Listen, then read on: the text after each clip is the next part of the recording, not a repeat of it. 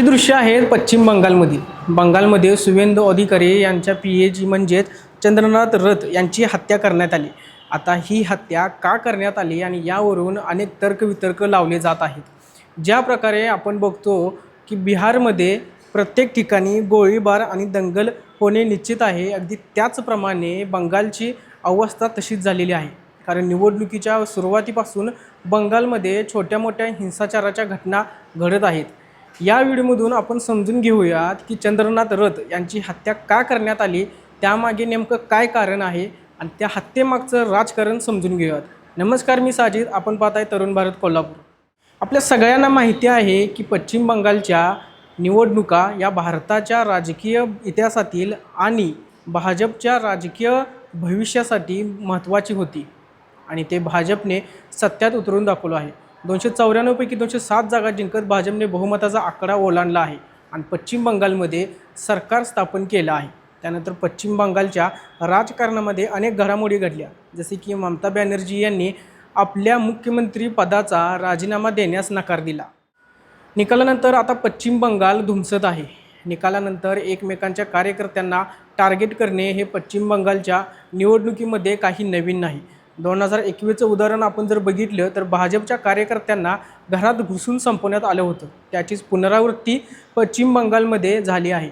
शुवेंदू अधिकारी यांच्या पीएला चालत्या गाडीमध्ये गोळ्या घालून संपवण्यात आला आहे.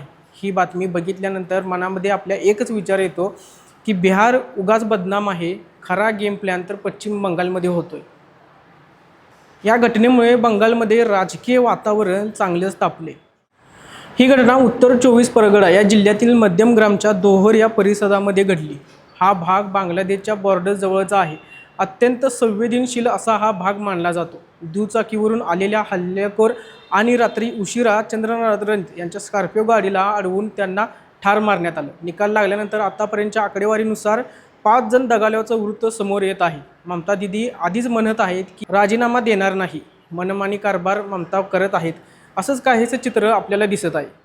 दुसरीकडे भाजपने शुवेंदू अधिकारी यांच्या नेतृत्वामध्ये बंगालचा गड मिळवला आणि आता हेच शुवेंदू अधिकारी पुढे जाऊन पश्चिम बंगालचे मुख्यमंत्री होणार हे निश्चित झालं आहे. परंतु शुवेंदू अधिकारी यांच्या पीएला ठार मारण्यात आलं. सर्व घटनेच्या वेळी चंद्रनाथ रथ कोलकात्याच्या मध्यमग्राममधल्या आपल्या घरी परतत होते. मिळालेल्या माहितीनुसार चालक आणि चंद्रनाथ रथ यांच्याबरोबर आणखीन एक व्यक्ती या गाडीमध्ये होता. कोलकात्यापासून सुमारे 20 किलोमीटर अंतरावर असलेल्या दौलतला आणि मध्यमग्रामच्या दरम्यान मागून आलेल्या चंद्रनाथ रथ यांच्या गाडीचा मार्ग अडवला आणि त्यांना ठार करण्यात आलं. या घटनेनंतर हल्लेखोरांनी दुचाकीवरून पळ काढला. जखमींना तात्काळ रुग्णालयामध्ये दाखल करण्यात आलं, जिथे डॉक्टरांनी चंद्रनाथ रथ यांना मृत घोषित केलं.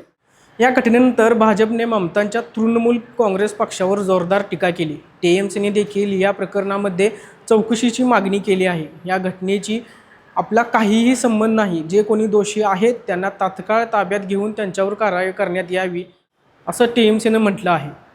चंद्रनाथ रथ ही एक अशी व्यक्ती होती जी निवडणुकीमध्ये अनेक ठिकाणी शुवेंदू अधिकारी यांचे प्रतिनिधित्व करताना दिसले आहे. जेव्हा ममता बॅनर्जी भवानीपूरमधल्या स्ट्रॉंग रूममध्ये दाखल झाल्या त्यावेळी हेच चंद्रनाथ रथ भाजपच्या कार्यकर्त्यांना घेऊन उपस्थित होते.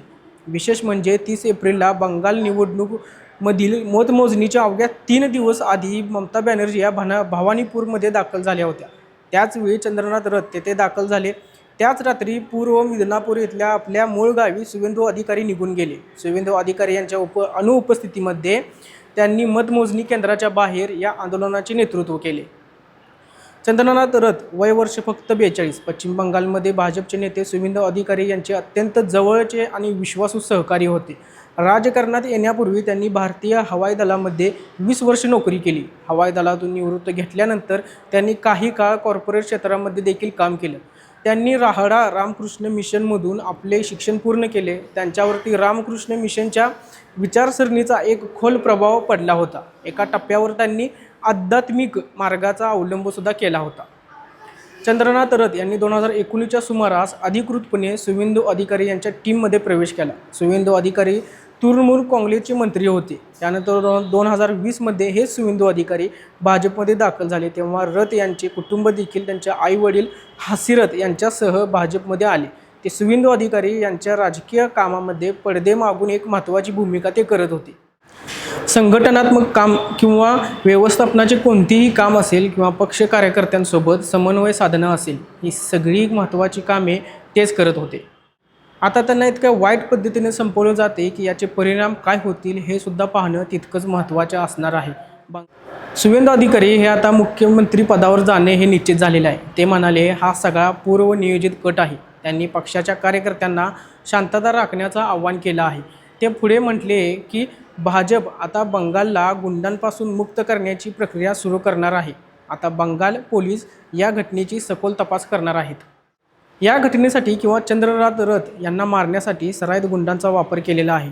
एका वरिष्ठ पोलीस अधीक्षकाचे असं म्हणणं आहे की चंद्रनाथ रथ यांना अडवणारी जी गाडी होती ती जप्त करण्यात आली आहे. मात्र या गाडीची नंबर प्लेट बनावट होती. त्यामुळे नेमका आरोपी कोण आहेत त्यांच्यापर्यंत अजून पोहोचता आलेलं नाही. त्यामुळे आता या प्रकरणाचे परिणाम काय होणार आणि यामागे कोणाचा हात आहे हे पाहणं औत्सुक्याचे ठरणार आहे. या सर्व प्रकरणाबद्दल तुम्हाला काय वाटतं हे आम्हाला कमेंटमध्ये नक्की सांगा. आणि अशाच नवीन आणि ट्रेंडिंग व्हिडिओसाठी तरुण भारतच्या यूट्यूब, इंस्टाग्राम, फेसबुकला फॉलो करायला विसरू नका.